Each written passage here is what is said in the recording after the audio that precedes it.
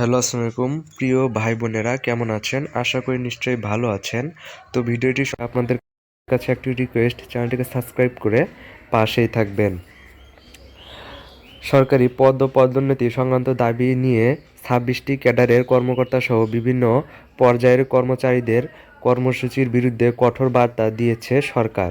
এ বিষয়ে জনপ্রশাসন মন্ত্রণালয়ের সরকারি কর্মচারী আচরণ বিধিমালার কথা স্মরণ করিয়ে দিয়ে বলেছে, কেউ এই বিধি লঙ্ঘন করলে তিনি অসদাচরণের দায়ে ব্যবস্থার আওতায় আসবেন।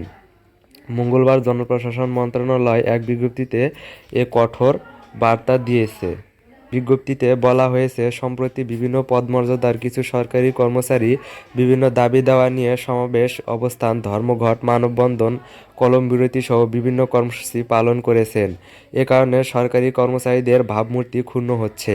এছাড়াও ইদানিং দেখা যাচ্ছে সরকারের কোনো সিদ্ধান্ত, আদেশ বা সংস্কার কার্যক্রমের বাস্তবায়ন সম্পন্ন হওয়ার আগেই সে বিষয়ে বিভিন্ন সামাজিক যোগাযোগ মাধ্যমে বিরূপ মন্তব্য সহ বিবৃতি প্রকাশ করা হচ্ছে, যা সরকারি কর্মচারী আচরণ বিধিমালার পরিপন্থী। বিজ্ঞপ্তিতে বিধিমালার এ সংক্রান্ত কিছু অংশ উল্লেখ করা হয়েছে, যেমন কোনো সরকারি কর্মচারী সরকারের অথবা কর্তৃপক্ষের কোনো সিদ্ধান্ত বা আদেশ পালনে জনসম্মুখে আপত্তি উত্থাপন করে বা কোনো প্রকারে বাধা দিতে পারবে না, অথবা অন্য কোনো ব্যক্তিকে তা করার জন্য উত্তেজিত বা প্ররোচনা করতে পারবেন না। এরকম মোট বিষয়ে উল্লেখ করে জনপ্রশাসন মন্ত্রণালয়ের বিজ্ঞপ্তিতে বলা হয়, বিধিমালার যে কোনো বিধি লঙ্ঘন অসদাচরণ হিসেবে গণ্য হবে। কোনো কর্মচারী বিধিমালার কোনো বিধান লঙ্ঘন করলে তিনি অসদাচরণের দায়ে শৃঙ্খলামূলক ব্যবস্থা গ্রহণের আওতায় আসবেন।